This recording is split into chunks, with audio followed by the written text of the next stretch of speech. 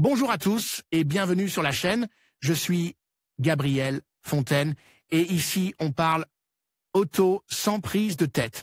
Conseils pratiques, explications techniques, accessibles et réponses claires à vos questions de tous les jours. Que vous soyez débutant ou passionné, vous allez trouver ici de quoi mieux comprendre et entretenir votre voiture. Pensez à vous abonner, à laisser un petit like et restez avec moi jusqu'à la fin de la vidéo.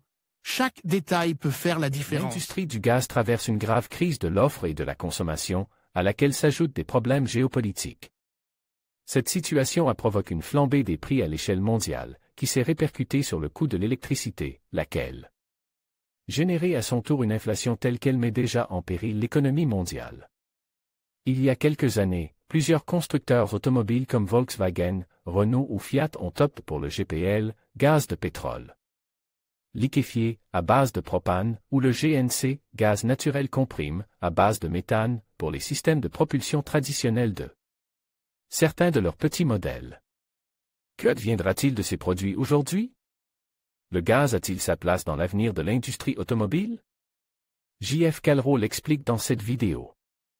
Au cours de la dernière décennie, le gaz a pris de l'importance en tant que carburant alternatif pour les voitures particulières et les véhicules utilitaires légers.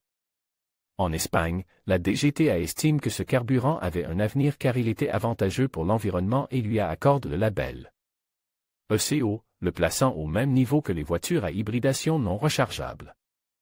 La réalité actuelle est très différente et le gaz a perdu certains arguments face à d'autres technologies qui se sont avérées plus durables et moins coûteuses à développer.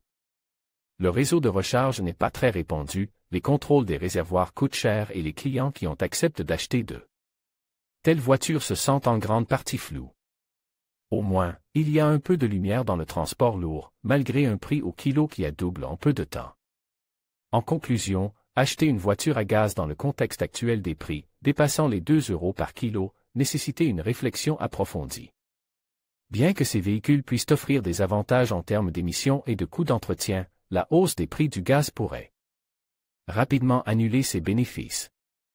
Il est essentiel d'évaluer vos besoins de mobilité, votre budget et les alternatives disponibles, comme les véhicules électriques ou hybrides. En fin de compte, la décision doit être basée sur une analyse personnelle des coûts et des avantages à long terme.